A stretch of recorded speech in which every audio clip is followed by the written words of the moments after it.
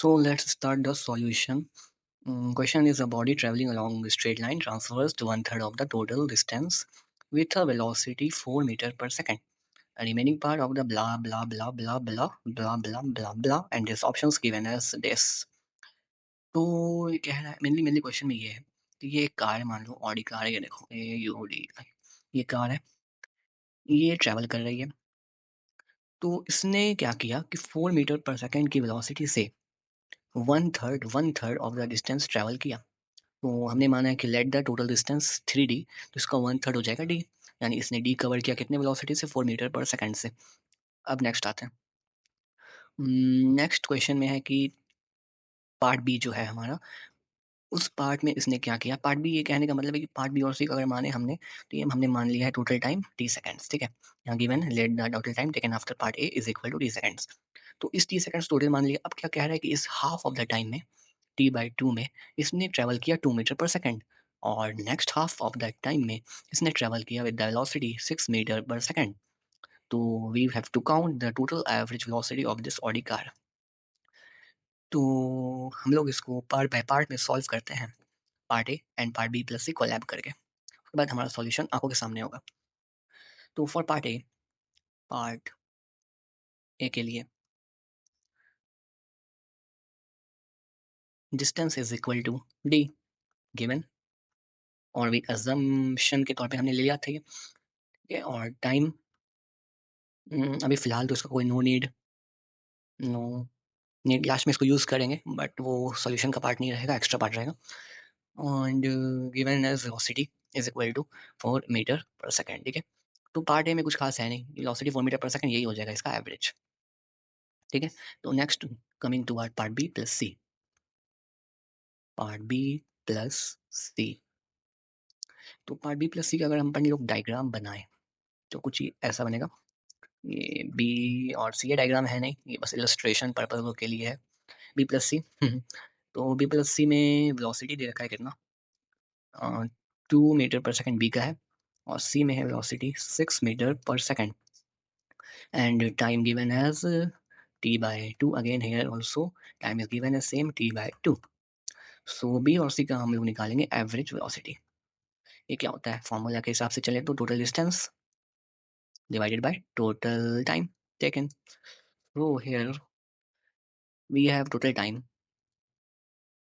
Total time is equal to how much T, जो हमने B और सी के लिए स्टार्टिंग में देखा था। तो मोटा मोटी मेनली हमें क्या निकालना है, टोटल डिस्टेंस निकालना है। टोटल डिस्टेंस हमें कहाँ से मिलेगी, तो वो यहाँ से मिलेगी। टोटल डिस्टेंस हमें यहाँ से मिलेगी, ठीक है। Here तो distance is equal to speed into time. यहाँ सारा कुछ दिया हुआ है, देखो वेलोसिटी भी दिया हुआ है, टाइम भी दिया हुआ है। तो स्पीड कितना है, वेलोसिटी कितना है, 2 मीटर पर सेकंड, और टाइम कितना दे रखा है हमें, T/2 सेकंड्स। Second second cut, 2 cut, given as result T metre.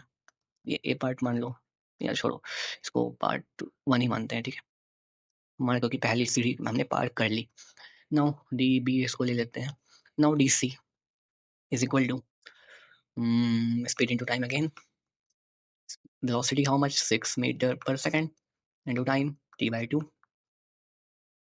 तो cut 2 3 is 6 second get cut, and total give as 3t meter per second. So we get total distance कितना आया, 4t। ये हमारा ये टोटल डिस्टेंस ये रहा, total time ये रहा।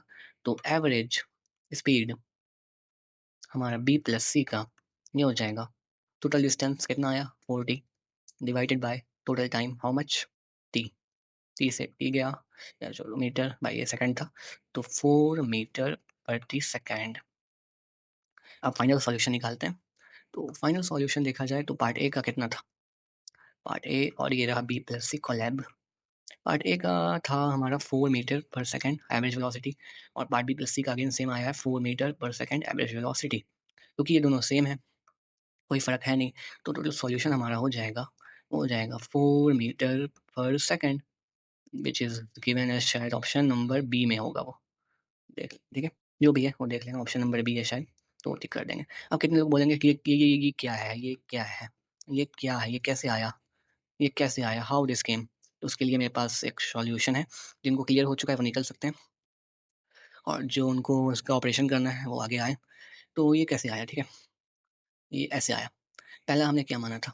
Part A, part B, C. A, B, C. Part A का total distance D, D, D, ठीक है?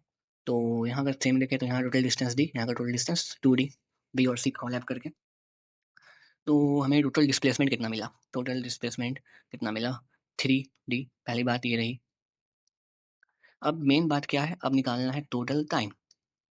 Total time. तो यहाँ का टाइम निकालते हैं हम लोग। यहाँ का गिवन वेलोसिटी कितना था? 2 मीटर पर सेकंड। और यहाँ का, ओह सॉरी, यहाँ का 4 मीटर पर सेकंड था। यहाँ का 4 मीटर पर सेकंड था और बी प्लस सी का कोलैब करके कितना था? वो मीटर पर सेकंड। तो time is equal to distance upon speed. Distance how much? Distance D upon speed 4। ये हुआ अल्फा। और ये अल्फा माना है, कुछ है नहीं है। और टाइम यहाँ के लिए थोड़ा सा इसको अलग कर देते हैं। यहाँ का time is equal total distance upon total time. How much time here? Sorry, time is equal distance upon speed. तो 4 metre per second, 2 to the 4 is equal to D by 2। तो ये रहा हमारा डी बाय 2, T1 और T2। तो total time is equal to T1 plus T2, so which give us D by 4 plus D by 2। और जिसको calculate करके हमारा आएगा 3D/4। ये आया, ये आया हुआ है।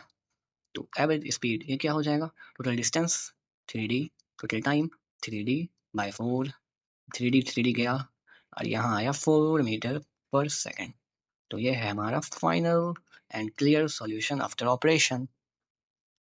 तो आई होप क्लियर हुआ होगा ये। Thanks for watching.